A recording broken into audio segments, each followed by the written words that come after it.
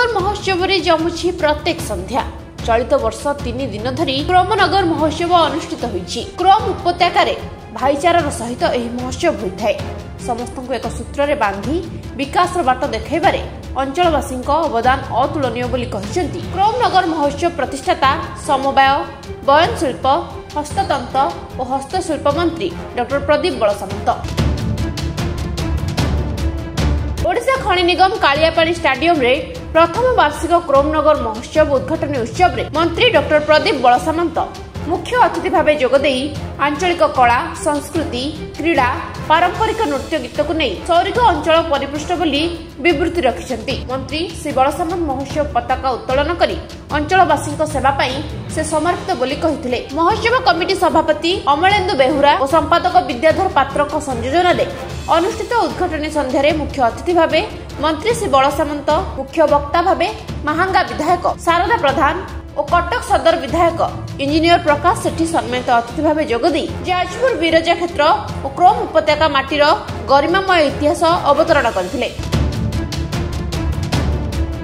मंचरे नवपल्ली सौरिक अंचलर 9 प्रधानी को सम्मानित करा जायतिला। सांस्कृतिक संध्यारे ओलिउड कंठशिल्पी सिने टेली तारका हास्य अभिनेता और नृत्य शिल्पी विभिन्न सांस्कृतिक कार्यक्रम परिवेषण करथिले। आज जो समस्त धन्यवाद देबे और स्वागत करिवे जे के क्रोमनगर महोत्सव रे योगदान करिथिबा सब व्यक्ति और मां मानको जहाँकि ए महोत्सव को जारी रखि युवपीढ़ी माने और जो पीढ़ी वाइज पीढ़ी प्रेरणा पाउछन ए महोत्सव करने सदस्य कमिटी सदस्य धन्यवाद देवे।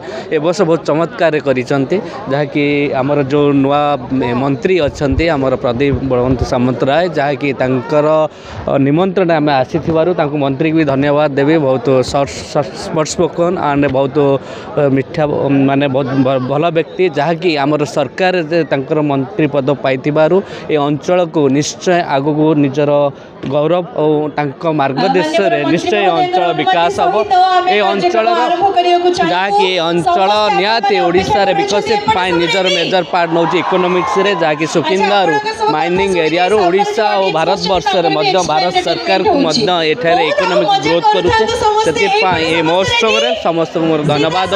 क्रोमनगर आज पर्यंत एभली कार्यक्रम हो नथिला ये गोटे भव्य कार्यक्रम होची।